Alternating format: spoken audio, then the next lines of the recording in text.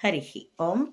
ప్రియపుత్రి పుత్రులారా, ఆ, వైఎస్ జగన్ని చూసి అసెంబ్లీ ఆ వ్యవహారంలో ఒక వీడియోలో నేను ఒక మాట చెప్పానండి.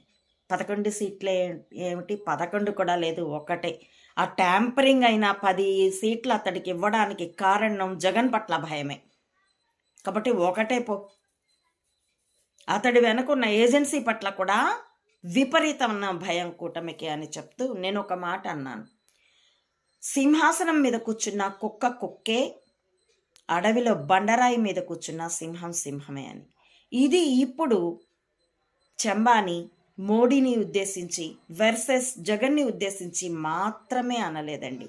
ఈ మాటని నా బ్లాగులోనే ఎప్పుడో పివి నరసింహారావు పార్థివ దేహాన్ని కూడా Sonia Antonio Maino Italy spy ఇండియాకి వయా లండన్ స్మగిల్ అయిందే, ట్రాన్స్మిట్ అయిందే, ట్రాన్స్ఫర్ అయిందే ఆ గూఢచారిణిని రిఫర్ చేస్తూ ఆ సంఘటనలు వివరించేటప్పుడు నాకు గుర్తుండి ఈ దేశాన్ని ఎవరు కాపాడాలి అనే లేబుల్లో, రాజకీయపు లేబుల్తోనూ ఆ సంఘటనలు వివరించేప్పుడు ఈ సాల్తీ ముందుగా ఆయన అవమానించి పంపించి టికెట్ కూడా ఇవ్వకుండా తదుపరి సీతారాం కేసరి అనే పప్పెట్ని just equal to Manmohan Singh, అలాంటి పప్పెట్ని ఏఐసిసికి ప్రెసిడెంట్గా పెట్టి తదుపరి అప్పటికి కలగొరగంపల గవర్నమెంట్స్ నడుస్తున్నాయి,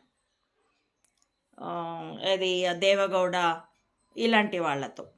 కాబట్టి 13 రోజుల వాజ్పేయి గవర్నమెంట్, 13 నెలల వాజ్పేయి గవర్నమెంట్, ఇట్లా ఆ ఎరాలో తదుపరి ఇంకా వీళ్ళంతా ఎందుకు పప్పెట్లో, నేనే ఏఐసిసి ప్రెసిడెంట్ని అన్నది.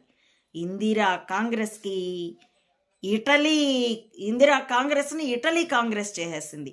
వీటిని వివరిస్తూ అప్పుడు చెప్పాను, అది రాజ్యాంగేతర శక్తి, యూపీఏ గవర్నమెంట్కి చైర్పర్సన్, అది సృష్టించబడినటువంటి పదవి, రాజ్యాంగంలో లేనటువంటి పదవి.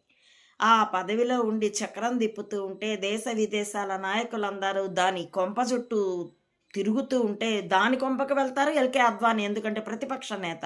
అసలు సీట్లో ఉన్న మన్మోహన్ మొహం ఎవరూ చూసేవాళ్ళు కాదు. అవన్నీ కూడా నేను అక్కడ అక్షరబద్ధం చేశాను, ఫోటోలు కూడా అప్లోడ్ చేశాను. అప్పుడే ఉపయోగించాను ఈ మాట.